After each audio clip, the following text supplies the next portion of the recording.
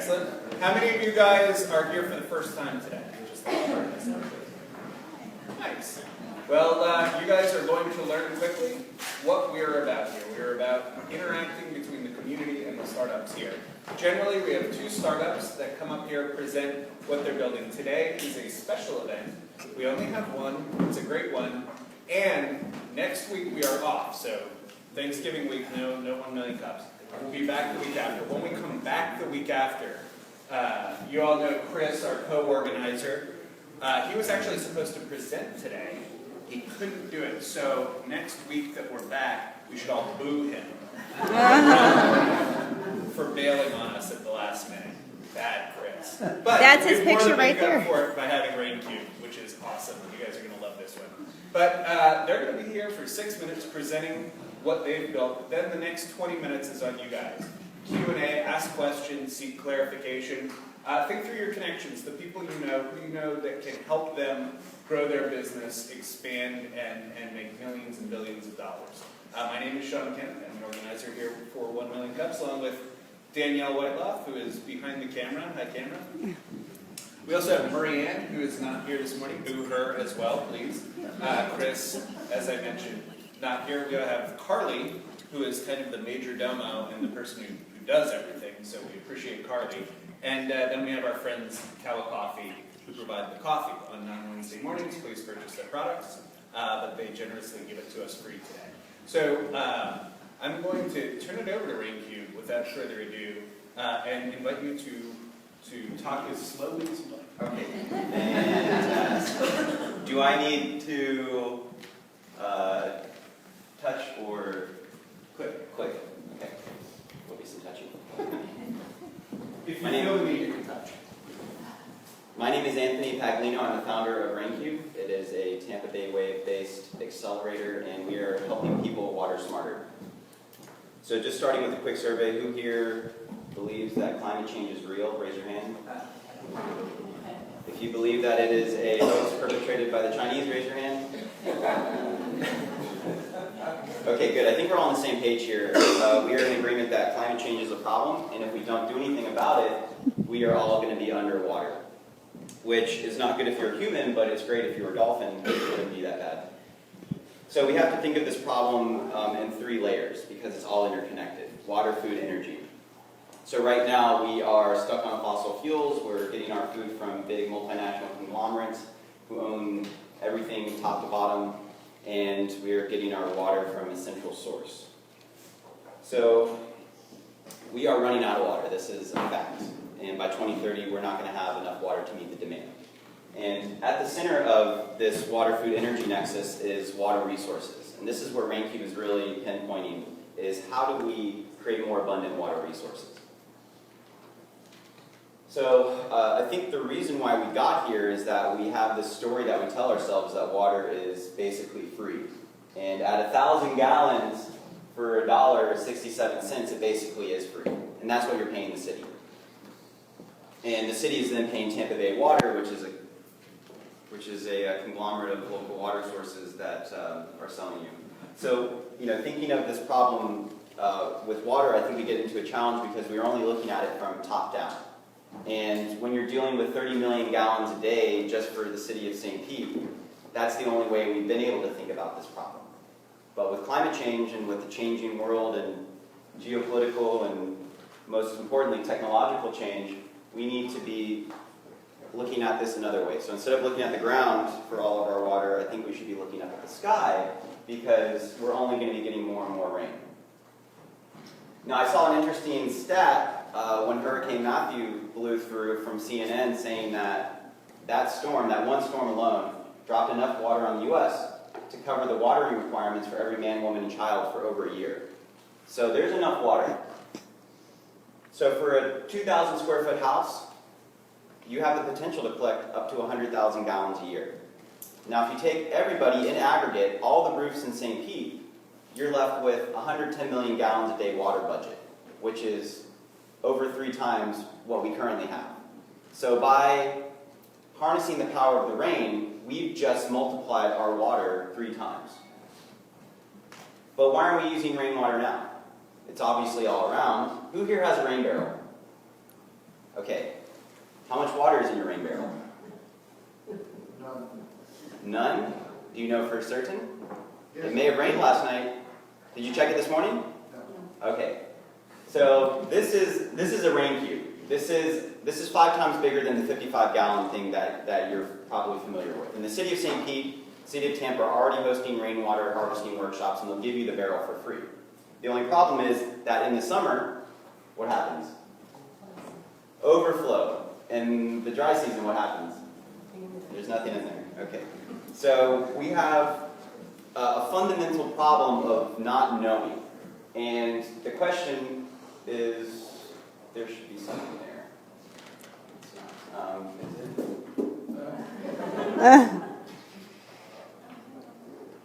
Okay. I'll show you later. I'm sorry? Is it a video? It is a website with some cool animation. It's in there somewhere. So one of the first things that we're doing with Raincube is we want to know how much water is in your tank at any given moment. And the way that we're doing it is with this small electronic component called this is called a ultrasonic rangefinder. And we have designed a 3D printed housing for it so that, you know, at the top of that rain barrel, there's 2 white holes, right? Mm-hmm. So all you have to do is screw this in here, and then this is bouncing off a sonic pulse to determine the water volume. This component right here, you can buy it online for $3. The only problem is you need a computer to run. How do I get back to the presentation? Oh my gosh. So you need a computer to manage the electronics, reading the sensor data, as well as connecting to the cloud. So right now, on the market, there is 0 internet-connected rainwater management systems. So think about that. Right now, the global market for rainwater is wide open. Pretty exciting. So if you go online, you can find internet-connected control boxes for your sprinklers, and that's great, and it'll save you $5 on your monthly water bill. But at the end of the day, you're still left with a fertilized runoff lawn. So we're building this right now. You can water up to 4 zones. Market suggested retail price $199, which is competitive. At the end of the day, though, the hardware isn't the product. The product is what you build with the tool. So this is, on the left, it's a lawn in the Old Northeast. My best friend from high school was crazy enough to trust me to build one of these things in his house with no evidence that it would succeed. On the right, we spent Saturday putting in a permaculture raised bed garden, which is nice because we didn't have to buy any materials for the garden. We just used compost material. And what's nice is with permaculture, and if you guys aren't familiar, it's working with Mother Nature. I'm sorry, did you give me a sign? Oh, okay, you gotta go. So this is the Raincube app, and we're focusing on 4 key metrics. One is your current water level, and because we know how much water you have, we can calculate how much water you've collected and how much water you're consuming. I have an economics background, and those 2 numbers are the most important because supply and demand gives you your accurate price, and the accurate price is not $1.67 for 1,000 gallons. So we also are integrating the rain forecast so that if you are going to have some rain in the next couple days, go ahead and use your water. If it's looking dry, you might want to conserve, and we can have software that will give you those alerts. On the bottom left, you have a collection tracker, which is great because, you know, people pay a lot of money for weather information. And because we're constantly tracking, I didn't show you this computer either, but this is a $5 computer. This is a Raspberry Pi Zero, which we use to prototype this product. And then on the bottom right, this is the what we call the consumption analytics. So where's your water going?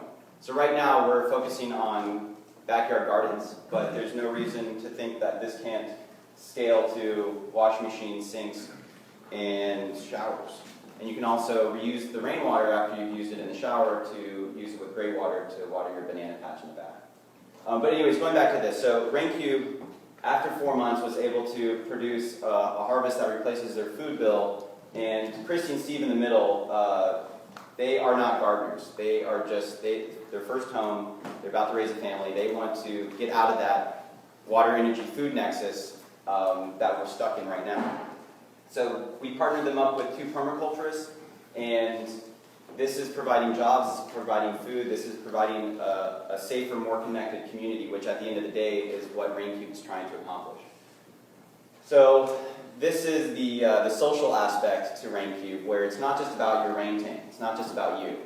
This is about everybody coming together to collect water to create a localized, decentralized water and food economy in real time, so that we can be living a life of water abundance. So I've wrapped this idea that I just told you into a hashtag called the One Drop Revolution.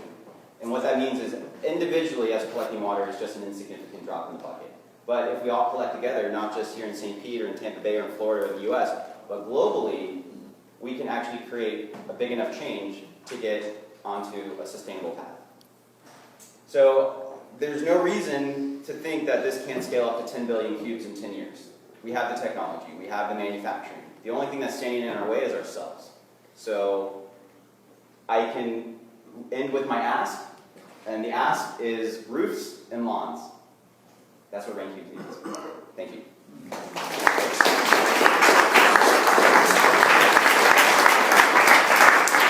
I apologize because I'm busy multitasking here, but can you explain to me real quick, like, are you selling the cubes? Are you selling the monitoring system? Are you selling the infrastructure for the whole lawns? Why can't I sell all of those? So the Kickstarter is going to launch next year, and there's going to be multiple levels. So who here would consider themselves a master gardener? Okay. Or who wants to be? Who here wants to, so there's 3 tiers. One is you have the money, you'll pay the team to come in and just do the whole thing. That's one level. And then you already have some experience gardening, you like DIY, we'll sell you the kit, you put it together. Or you're the landscaping irrigation professional and we just sell you the computer. Or we just give the hardware away for free and the data is the value. So is the $9.99 a month for the data? The $9.99 a month is what you pay Spotify for, which is rainwater as a service, music as a service, streaming video as a service. Everything is as a service. So that's the world that we're coming into. I mean, eventually Tesla's going to get to a point where they're giving you solar panels, maybe. So there's a lot of creativity that needs to be done here. There's a lot of new business models, and I haven't even discussed the rainwater-backed digital currency yet. I'll save that for next time. But go ahead. How do you plan on engaging enough people to make this work? Right. So I was at the North Dakota Access Pipeline protest yesterday in Tampa. And there are already a lot of people who are very concerned and very energized and want to get active in stopping climate change. That's already there. What I witnessed last night at this protest and what I've been seeing over the news and just around the country in general is that all of these protests are not organized and they lack direction.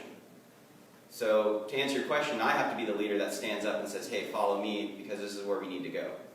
How do you plan on engaging these people to buy into your project? Aside from what I'm doing right now, at this current time, this is what I need to be doing. I need to be engaging So right now you don't face-to-face. essentially have a plan to gather people together, other than you're developing it. I don't understand the question. So are you saying that how do I get 1 million people to notice me tomorrow? No, you have to start small. How do you get people here in St. Petersburg to say, hey, that's a great deal, I think I'll spend whatever to get involved with your system? I mean, I don't have to do a lot when the sewage system is overflowing. I think people notice and they're looking for answers. So right now you don't have a better option. So, I don't know. Viral. All right, well, that's a good answer. Yes. Advertising. I wanted to know, I have heard in the past, I don't know what kind of progress has been made in regards to it, but in some parts, I know we're talking growth here, not just St. Petersburg as you're seeing, but in some areas there's been some resistance in government on a local level. I don't know how far that goes up the scale, but they resist people even gathering their own rainwater. Mm-hmm. I don't know if you consider that or have any. The two problem areas in the U.S. at least are Colorado and Oregon State. Okay. Outside of that, you're dealing with the elements, which is always your biggest challenge. Okay. But I understand that this is this is a dangerous idea. I mean, this is disrupting the current power structure. Mhm. And, you know, we've seen this with Amendment 1. They won't relinquish power unless we make them obsolete. Mhm. I have to sort of walk before you run, but have you considered an application for the high-rise condo buildings and cooling towers and those types of uses of water? I have. So Raincube is a product, yes, but it's also a platform. So the long-term goal, and to go back to how do you engage people, is you create a place where they can come and they can bring their own ideas to solve their own problems. So if you're in Brooklyn and you're living, or you have a small apartment, 55-gallon barrel works great with a hydroponic system. And Raincube is compatible with that, or at least the design as it is right now will be compatible. But yes, there are also enterprise-level applications. There's also like enterprise-level agricultural applications. Yes. I don't have a rain barrel, so I guess that's probably where a lot of my confusion is coming in. But what exactly do I get for paying $9.99 a month? Right. Okay. So So what do you get when you do you have Spotify or do you have Netflix? I use a buddy's Netflix. Okay. That's a lead. Yeah. So what you are getting with the $9.99 is you are getting the rainwater software as a service. So that's allowing you to interact and to control your own water supply. Right. I guess I understand SaaS, but I don't understand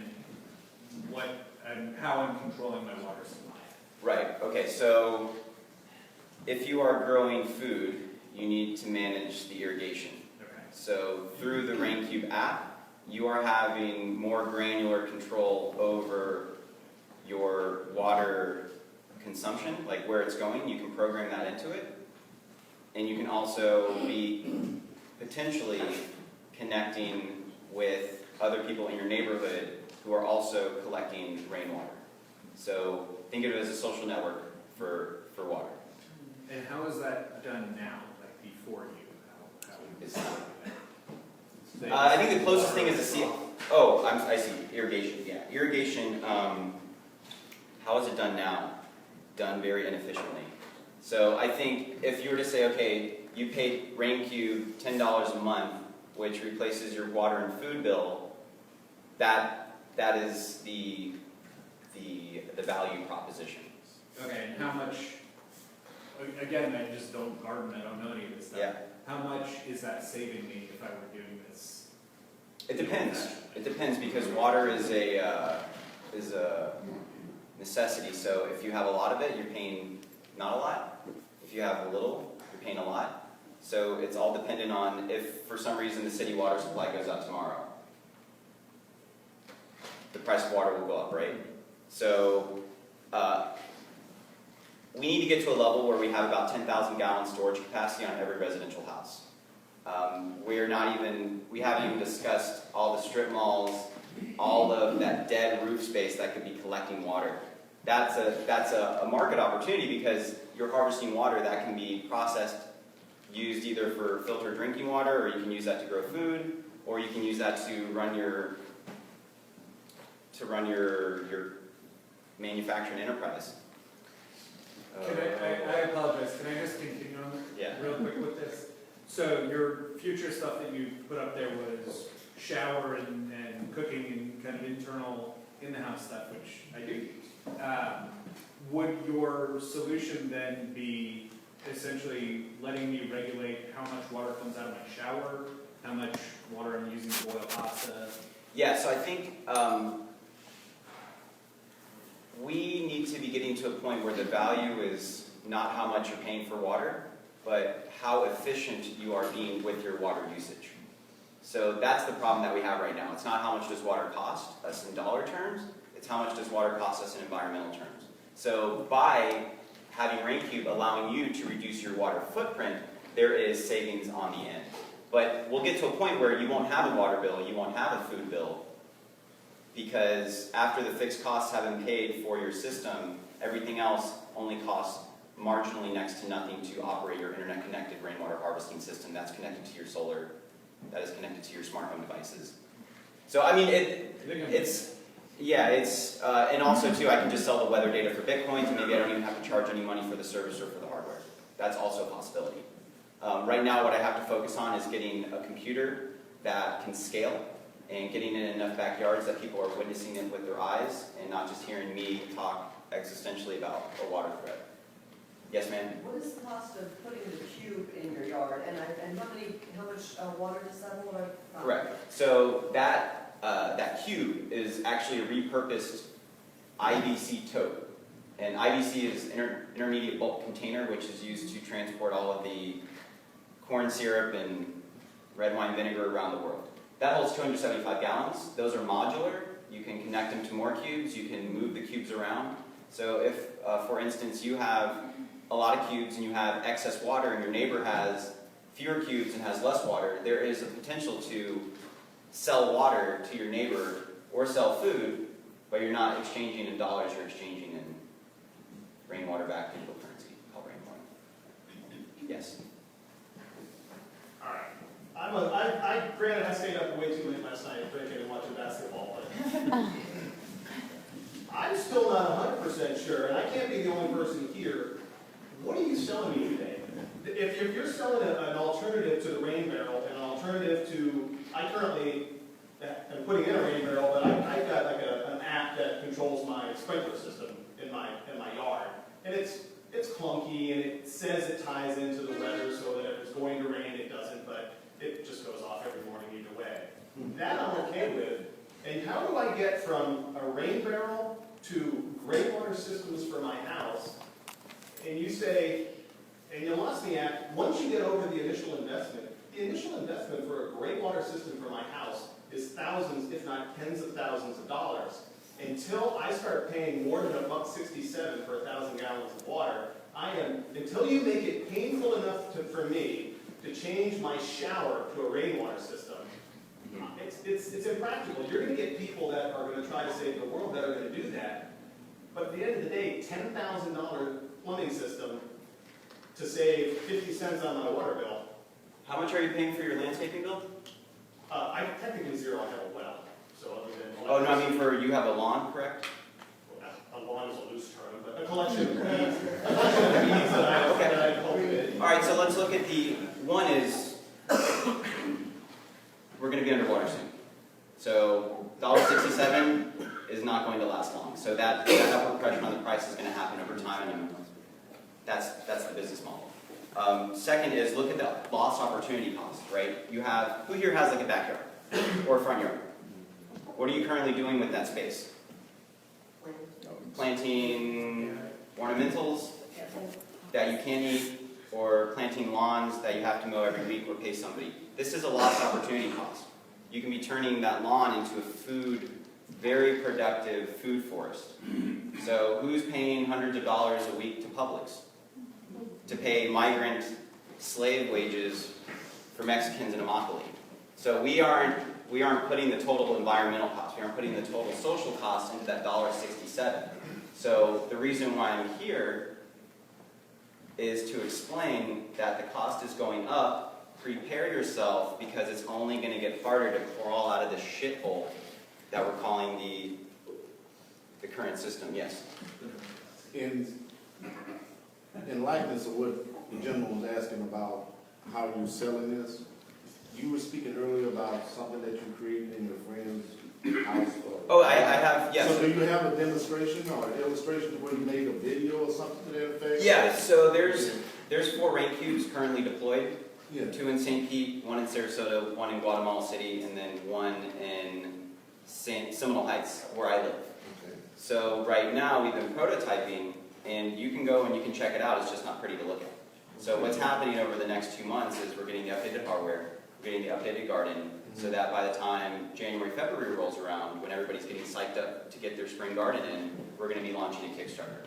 So like I said, there's multiple tiers depending on what your level is. But I'm not worried about finding people. I'm worried about, one, can we get the technology to work in the short time with limited funding and limited resources? 2, am I a good enough leader to actually get this to the next milestone? So everything else is going to fall into place. You guys you guys do what you keep on doing. You guys are going to realize, okay, my food and water bill's going up, I'm ready to make a change. Or you're going to see your neighbor and you say, damn, look at those banana trees, how do I get on that? So we'll be having a garden party when the time is ready and you guys are all invited. Yes?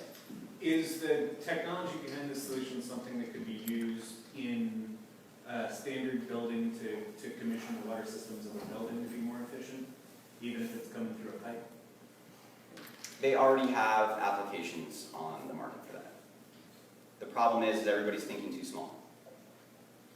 So the reason why I'm talking about 10 billion is because that gets people's attention and it's a big dream, and there's no magic with small dreams. So, I mean, this is, you guys don't know me. What is your background? Exactly. You guys don't know me. No, that's a question. It doesn't, I mean, honestly, so my background was growing up in white suburbia, realizing how shallow it was, right? And then after I graduated from, well, before I even graduated from UF in 2008 with my degree in economics.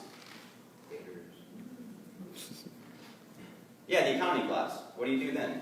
You know, all that American dream bullshit that they sold you is indoctrination. So of course, you go move to China, you live there for a couple of years, you see how things work on the other side of the coin, and then, you know, come back, you work at Facebook, you work at the hardware companies, you come back home.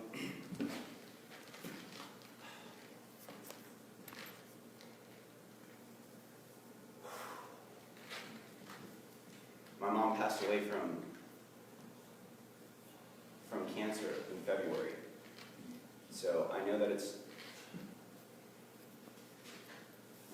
we have limited time here, and I want to do the best that I can with what I've been given. So I think you might consider a different market. You're trying to attract people to an urgency. but dude, you don't get it. It's already there. It's already there. We're already here, man.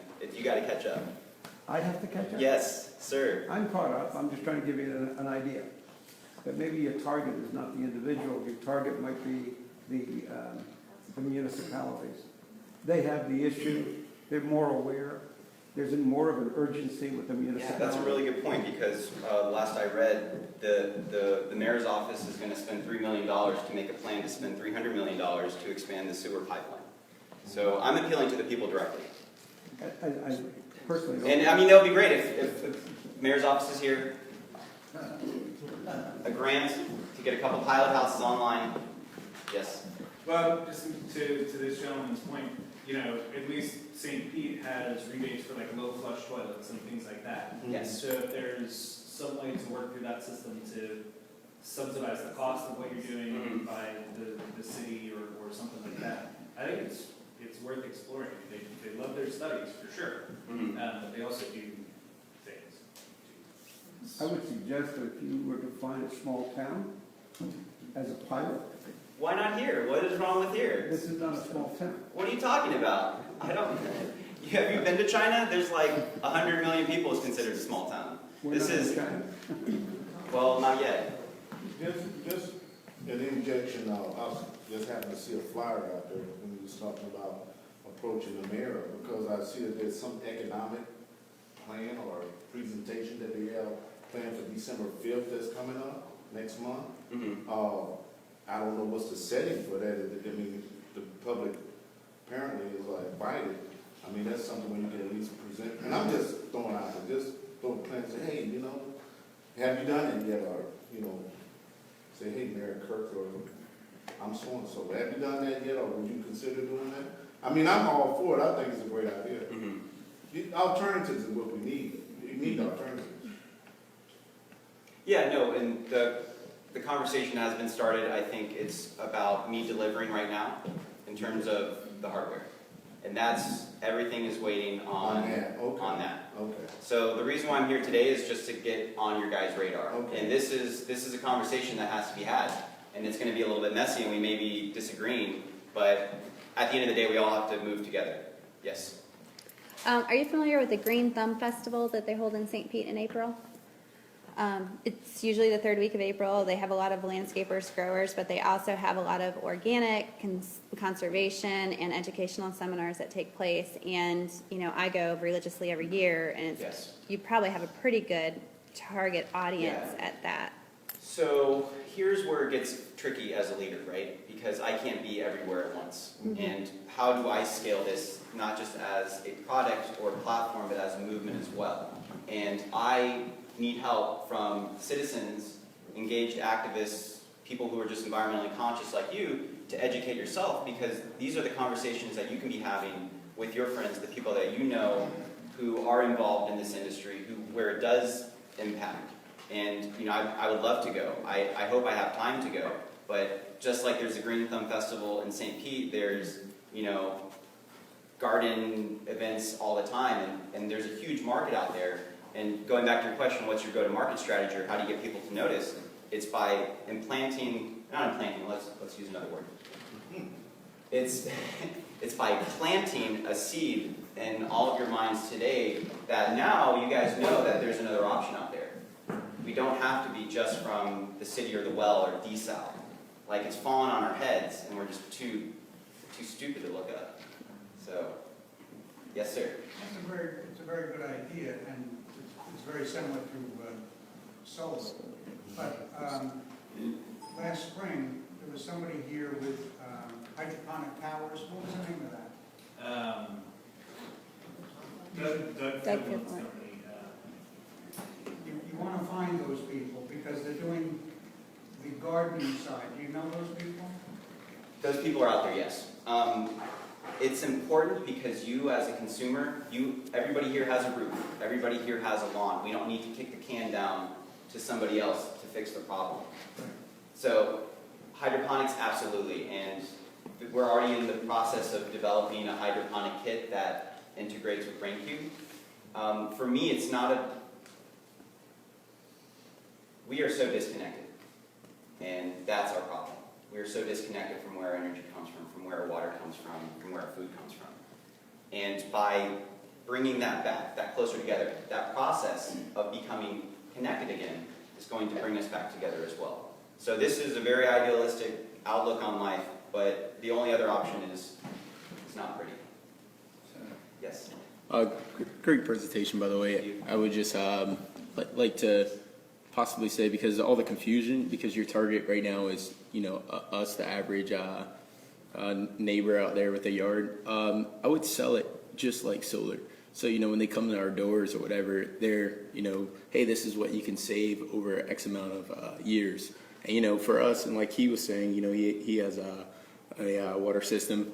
He's concerned about the dollars. He was talking about thousands of dollars. So if you know, come to us, maybe even in a presentation format, hey, you guys can save X amount of dollars. That automatically would strike our attention. Mm-hmm. And then we would feel connected more and be more inclined to, you know, push for it. I think that's where everyone's, you know, they're telling you, hey, go to, you know, the middle of nowhere or gardening, but you want to do it, you know, here on everyone's lawn. So I think you should almost sell it like solar. Yeah, it's a little bit different from solar because solar is very expensive. Just for the installation on your roof, and all you need is the computer, and you can do this in your backyard. I think the most important thing right now is getting the early adopters who are already thinking on this mindset to come in and start building more momentum into this snowball. So I don't want to convince anybody to get rid of their lawn. I want them to already see the benefits in action in the neighborhood. Because at the end of the day, it's all up to you. Do you want to get a 10x return on your Raincube, or do you want to get a 100x return on your Raincube? That's up to you. Because at the end of the day, it's how much are you collecting, how much storage do you want? How do you want to max out your yard? Because with the Raincube,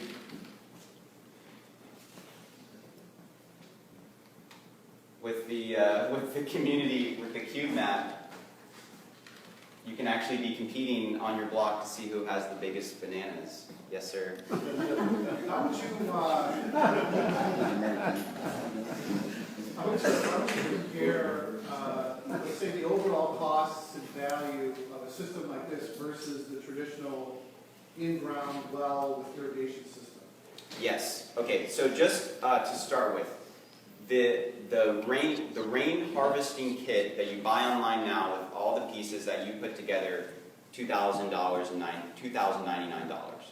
So I can sell you the kit for half of that. In terms of what is the cost versus a well, you tell me. I mean, if you're trying to run irrigation off of well with a lot of minerals in it, your solenoids break down, you replace it over time. So there's a lot of maintenance that goes into these big, heavy overhead sprinkler systems. Thousands of dollars, yes. Yeah, But many thousands. I studied economics, right? And we've been trained to focus so much on the dollar cost. And we're blinding ourselves to everything outside of that. And I think it's hard. This is Raincube's biggest challenge, is what price tag do we put on life? And our capitalistic system doesn't do a good job of that. Right.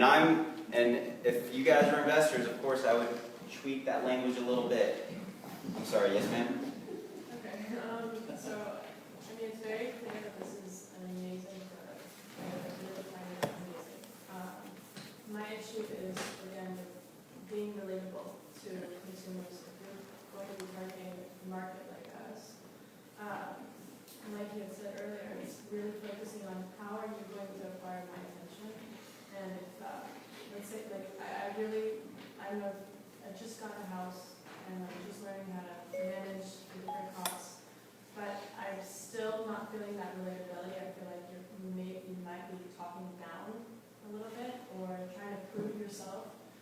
When I just really would like to hear a neighbor telling me, this is what I've been doing, and I would love to help you out. And it's that relatability that I feel like you might be lacking, or should maybe focus on more of the presentation. Just a comment. I would agree, 100%. But yeah, no, I really like this product, and I like the gamification that you're trying to portray in the future. So yeah, I'm definitely interested. Okay, great. I have a Facebook page. I'll give you my email. And I organize garden parties around town where you can get involved in actually working in people's yards. Maybe to piggyback on that a little bit about getting people's attention. I think it would be cool. Just like I'm not going to buy a product unless you're going to prove me a specific way. It's just the way I am. Probably the way 90% of people in this room are. I think it would be cool if on your app or your platform you could tie in the cost of city water to each municipality, and then your app could subsequently calculate your exact savings per month for what it's using. I think that would be cool. So the cost, there's a cost to rain in the form of flooding or in sewer breakage.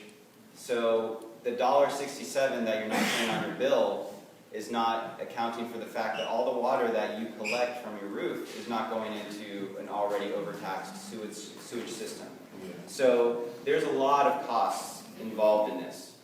And that's my challenge, is explaining, well, at the end of the day, who cares, right? If it's fun, you enjoy doing it, and it's creating health and value in your life, all those other accounting measures aren't important, because at the end of the day, you're using a renewable energy source, you are connecting with your community, and you're feeding yourself.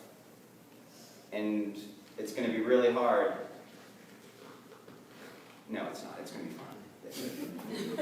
But on that, it doesn't, and I like Ron's idea, it doesn't have to be a dollar figure. But, some people are going to be attracted by a dollar figure. I am one of those people. That is the world I live in every day. I sell things from one person to the other. This is how I earn a living. But for other people, it might be you've diverted enough water from going into the sewer system that X, I don't know, you've collected enough water to grow an acre of corn, whatever that is. There's a value to everything. Give people the value they want. Show people the value of what they're doing. It's the age-old Sally Struthers thing on TV, where the commercials are corny, but now everyone does this. For 65 cents a day, I can feed a village in Botswana. Well, that's my value. That shows me what my 65 cents does. Show me what my 1,000 gallons of water does. And show me on a daily basis. And what this young lady said, the gamification is fantastic because people are competitive. I'm not letting Ryan save more children in Africa than me. and people do that. I'm not letting Ryan grow a better banana because, frankly, that's an excellent metaphor. Keep that. Yeah. Hi, I think you captured our support with your idealism and your disruptive predisposition. Which is pretty strong.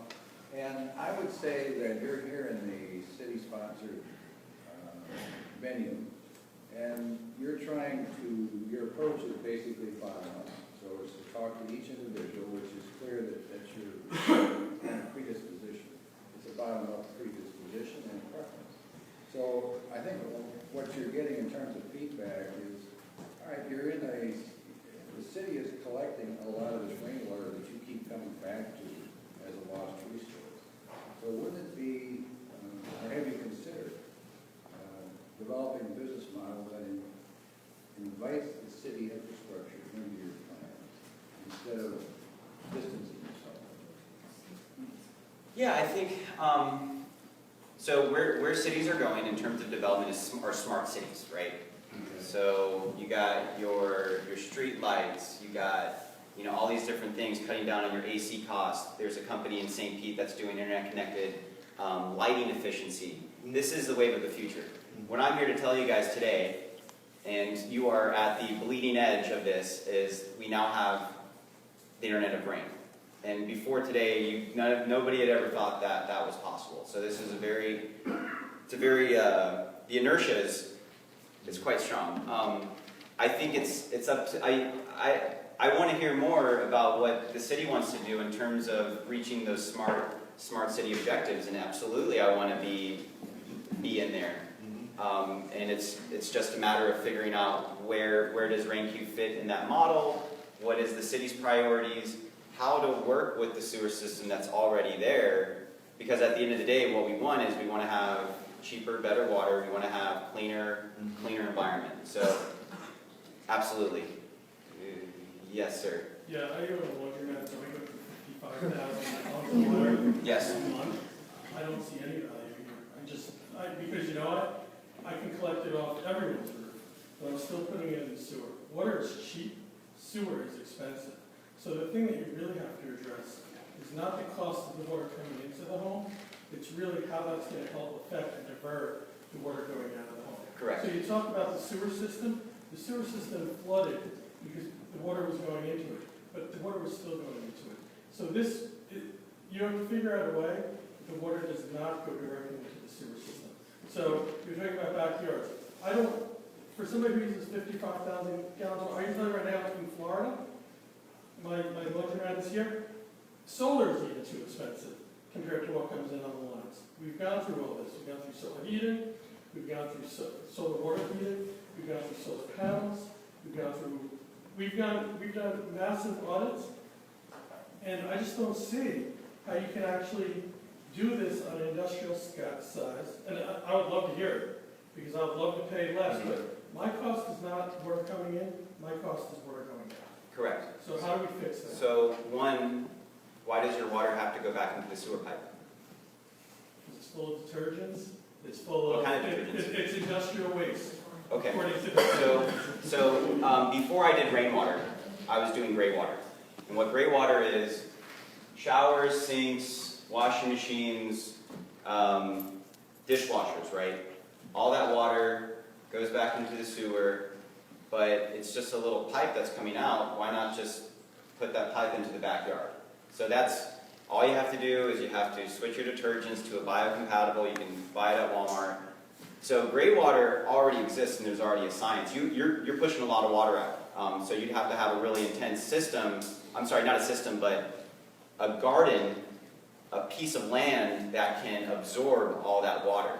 So right now, you're pumping that into the sewer system. There's no reason why you can't be pumping that into a backyard food forest or whatever that parking lot behind your shop is.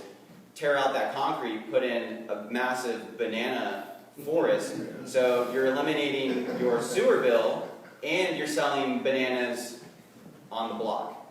So I think that, and washing machines are going to be a really interesting area because right now Wash Lava, they're doing an IoT payments solution.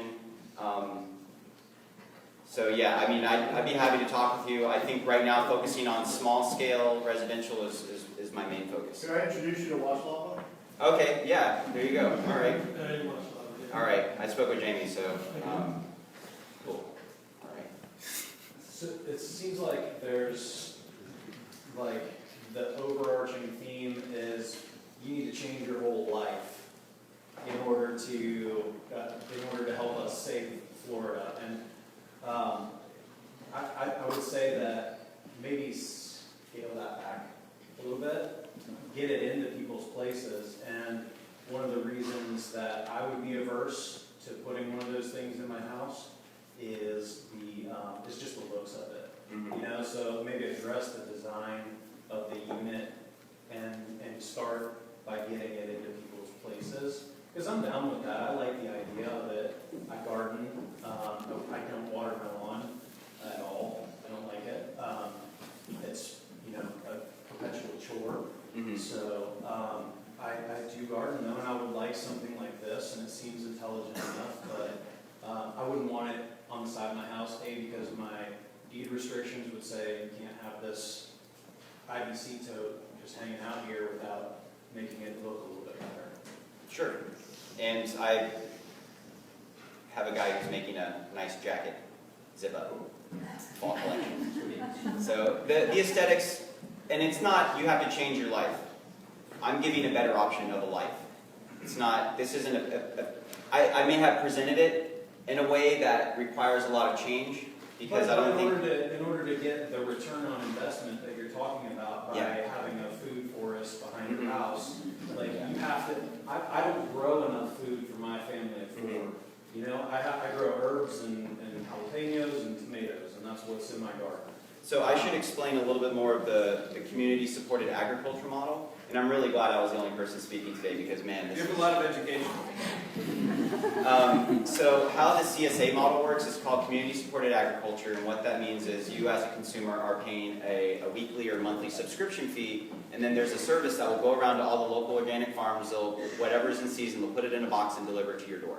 The only problem is all of these local organic farms are 25, 50 miles outside of the city, and the transportation cost makes it economically ineffective to be delivering that service to more people. So what happens is when you take that farm from outside of the city and you create it in a bunch of little garden plots around town, you actually have enough supply, and you also have an economic incentive for somebody to come around and to manage and take care of your yard, so that you're not having to go out there and harvest. All you have to do is open your door, and you have not only a box full of stuff that came from your back garden, but also from your neighbors around the house. That's the ideal. I think that's where the market is going to go. But because it's connected to the internet, and let's focus on that, because at the end of the day, this is what I'm trying to do. Think about it. When we went from sending envelopes to sending emails, what happened to the cost of communication? Yes, dropped significantly, 1,000%. So what I'm saying is, because we have no idea how, where our water is going right now, because it's just on such a massive scale and you as an individual have no control over it whatsoever, by connecting it to the internet, by democratizing water, this is our way forward. This is how we get to a sustainable water, food, and energy nexus. So if anything, just think Internet of Rain. That's all you guys got to think about. Yes? Do you have any data on the impact of similar systems in the Caribbean? This is being used in the Bahamas, Bermuda, all the islands for, like, I don't know, 50 or more. Yes, but it is not connected to the internet. So it's a dumb system. And Do you yes, have any data on the impact that those systems have in those communities? Or any?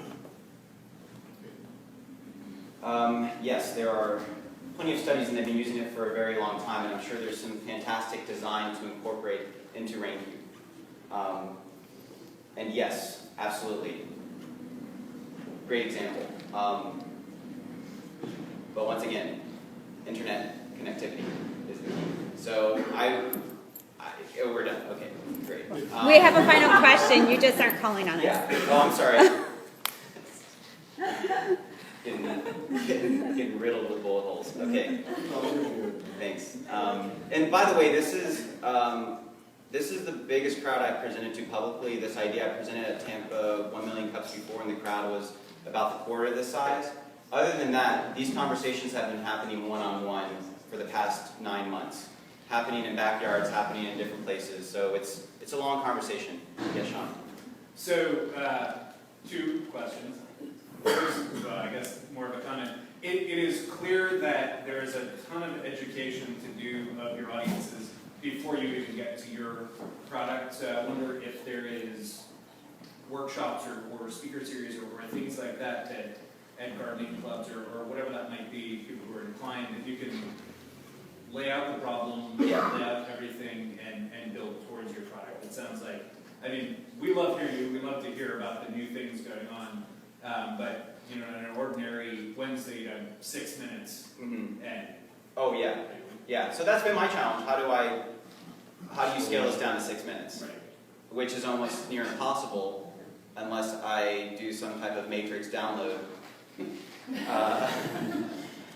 But I mean, we're going to be having this conversation for the next 20 years, people. So I mean, get used to it. It's only going to get harder the longer we wait to make this transition.